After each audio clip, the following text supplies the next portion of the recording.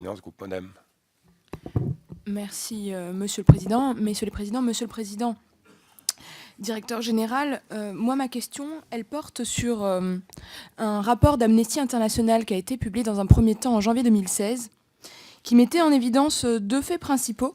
Le premier, c'est qu'il y avait une partie importante de mineurs qui travaillaient en République démocratique du Congo pour extraire du cobalt, sans équipement, sans protection ni sécurité, et que dans certains cas, c'était des enfants, et que, toujours dans ce rapport, Renault ne mettait pas, en tout cas en évidence, le devoir de diligence en matière des droits de l'homme.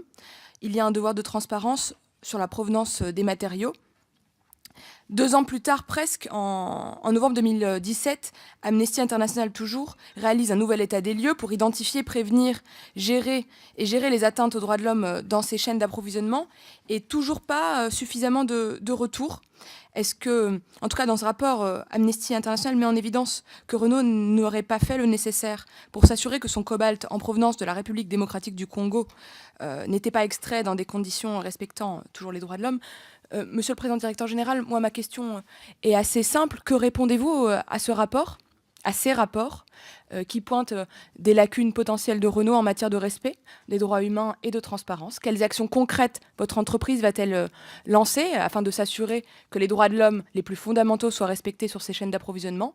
Et pourquoi Renault ne publie-t-il pas la liste des fournisseurs?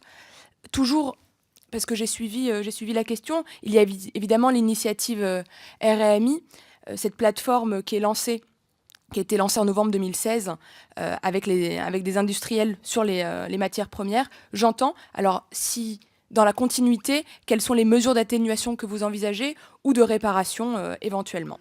Je vous remercie. Merci. Charles de Courson, Groupe UAI, Commission.